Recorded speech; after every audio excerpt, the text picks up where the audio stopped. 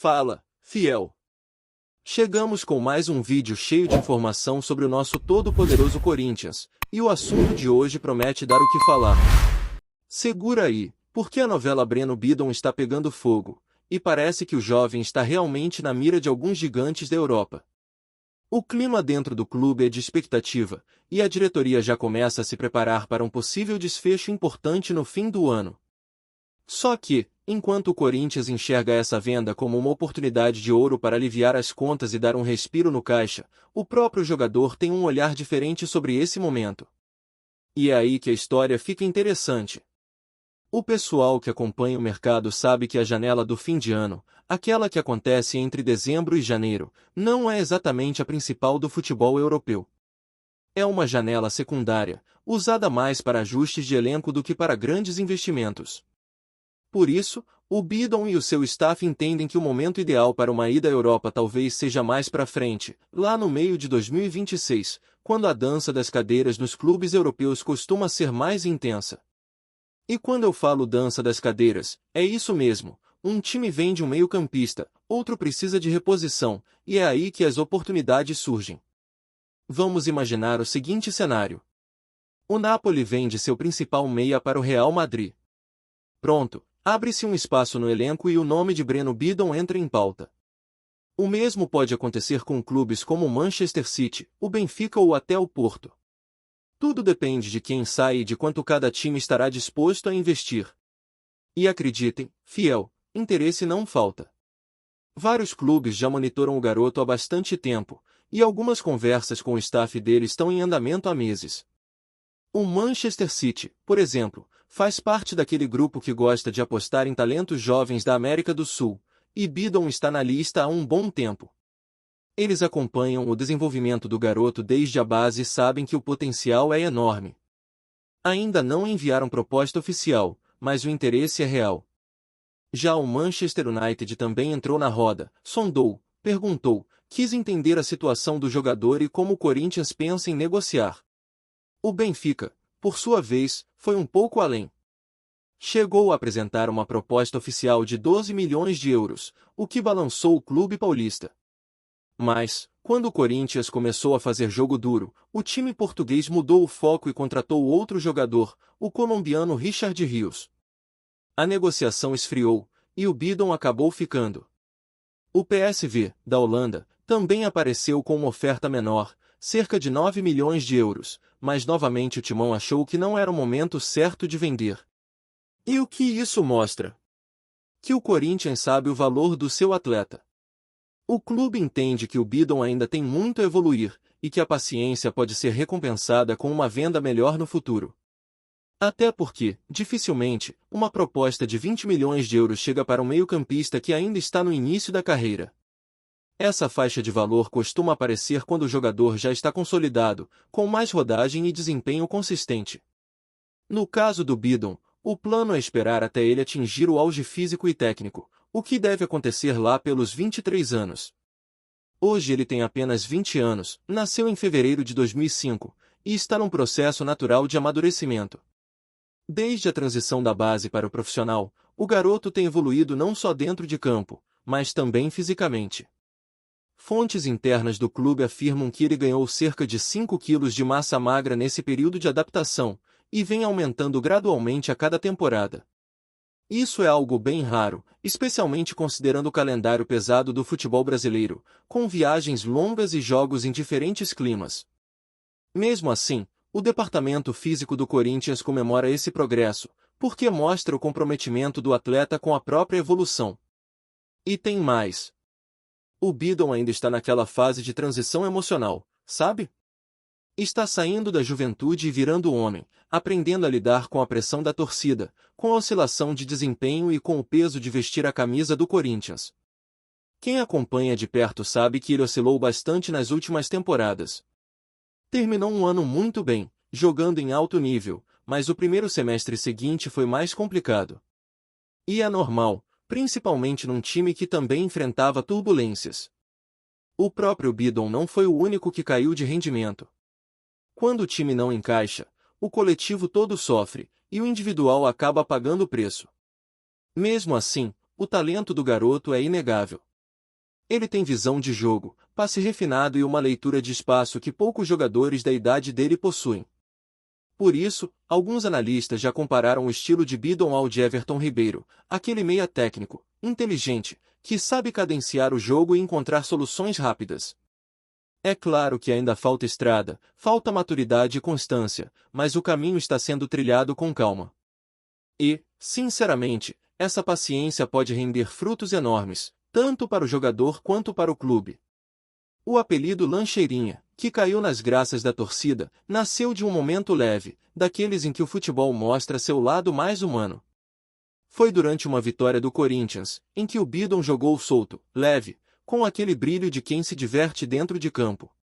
A comparação com um garoto no recreio, jogando com a lancheira na mão, virou uma brincadeira carinhosa. O apelido pegou e acabou se tornando uma marca.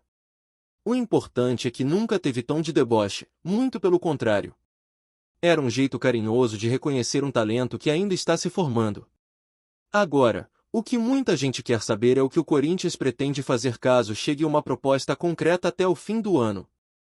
A diretoria entende que a venda de Bidon pode ser a solução imediata para equilibrar as contas.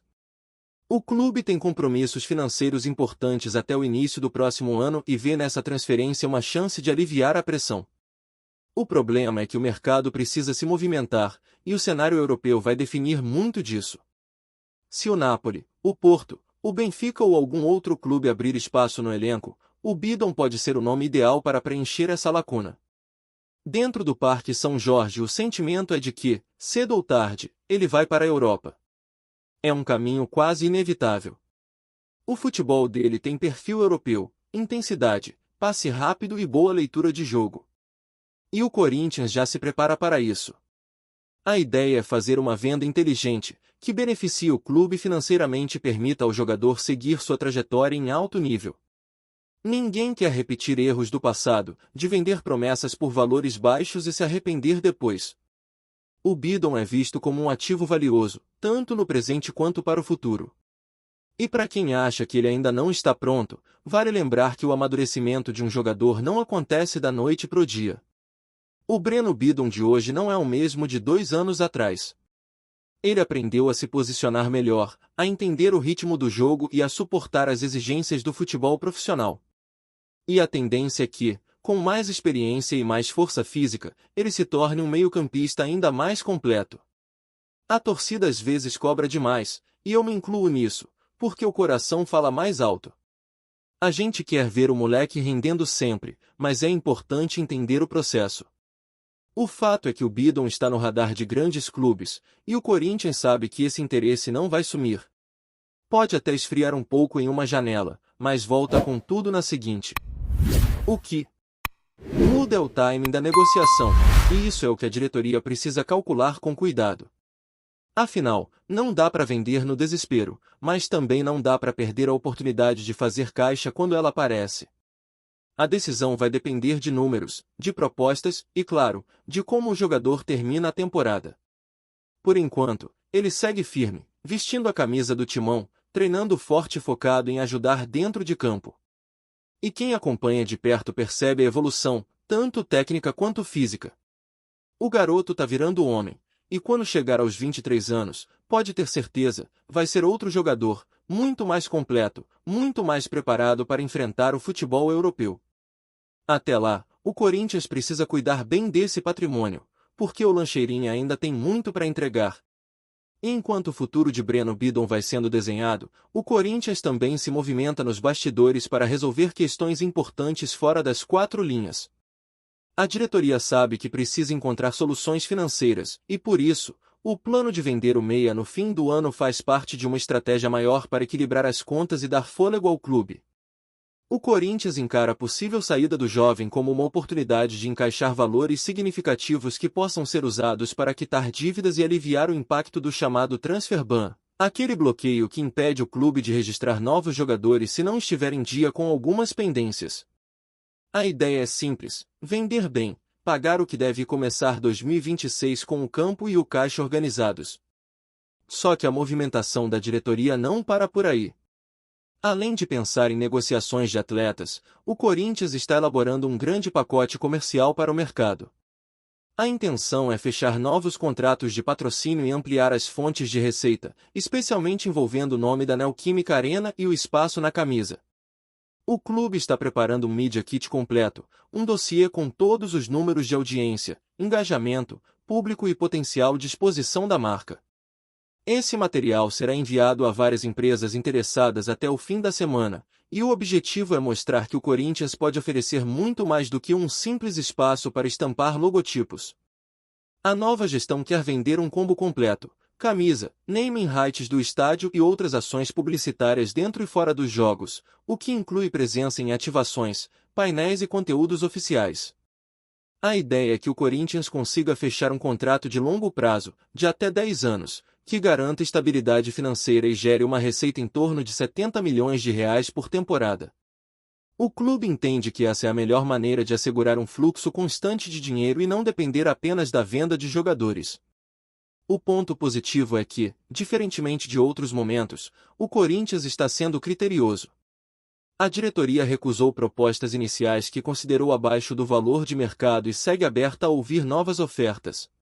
A ordem é não aceitar a primeira proposta que aparecer, mas sim encontrar o parceiro ideal, aquele que enxergue valor no projeto completo do clube. Esse movimento mostra que o Corinthians quer mudar a forma de negociar. Não basta mais apenas colocar o nome no estádio ou na camisa. O clube quer criar uma relação mais sólida com as empresas, oferecendo retorno em imagem, em presença de marca e em ações diretas com a torcida.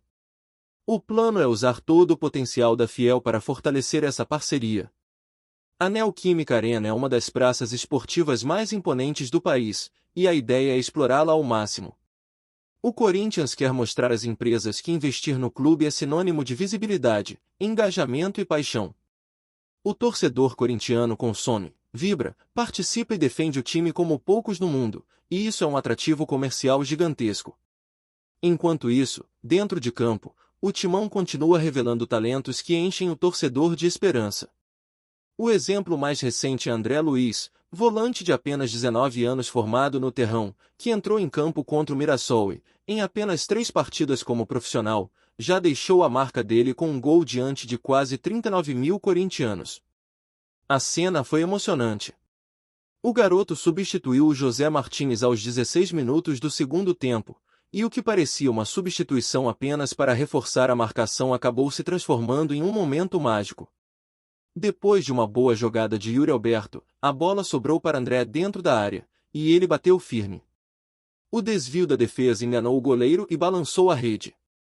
Com esse gol, André Luiz entrou para o top 4 de jogadores da base corintiana que marcaram no profissional mais rápido nesta década.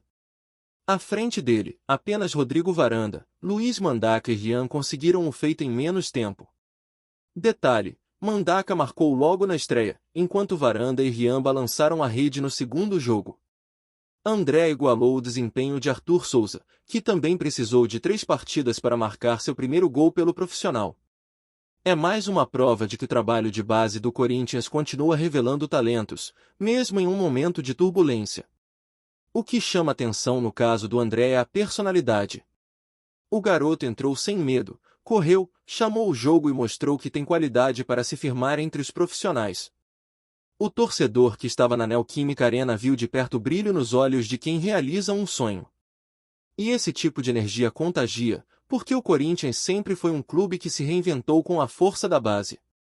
Quando o time principal precisa, é o Terrão que aparece e entrega a solução. Foi assim com muitos ídolos do passado, e pode ser assim com essa nova geração que começa a ganhar espaço. Antes de prosseguirmos, te pedimos que deixe seu like e já se inscreva no canal para não perder nenhuma novidade exclusiva do Corinthians. Continuando. Nos bastidores do futebol paulista, o nome de Marcelinho Carioca voltou a circular com força nos corredores da fiel torcida. Ídolo eterno do Corinthians, o Pé de Anjo não tem economizado elogios à sua antiga casa, reacendendo rumores e alimentando burburinhos sobre possíveis novidades envolvendo o Timão. Em recente entrevista, Marcelinho falou com entusiasmo sobre o time, destacando a força da torcida, a tradição do clube e, especialmente, a maneira como o Corinthians continua moldando jogadores para o cenário nacional e internacional. A declaração, aparentemente simples, gerou ondas de especulação entre torcedores e analistas esportivos. Alguns sugerem que Marcelinho poderia estar preparando o terreno para uma aproximação mais direta com a diretoria do clube, seja para eventos, campanhas institucionais ou até para alguma função mais ligada ao futebol em si. Outros, mais cautelosos, enxergam apenas o carinho genuíno do ex-jogador pelo time que marcou sua carreira. Seja qual for a intenção, o fato é que suas palavras reacenderam aquela chama nostálgica entre os corintianos, que lembram com saudade das arrancadas, dos gols decisivos e das cobranças de falta inesquecíveis que marcaram a trajetória do ídolo nos anos 90 e início dos anos 2000. Enquanto o Timão segue sua temporada, com desafios e expectativas dentro e fora de campo, os comentários de Marcelinho funcionam como um lembrete constante de que a história do clube é viva, pulsante e capaz de provocar sentimentos fortes mesmo décadas depois. E é justamente essa relação histórica que alimenta o burburinho. Será que estamos diante de mais um capítulo da ligação entre o ex-camisa 7 e o Corinthians? Torcedores já se perguntam, em rodas de bar e redes sociais, se veremos Marcelinho novamente nos ares do Parque São Jorge, desta vez em um papel diferente, mas sempre ligado ao clube que ajudou a tornar grande.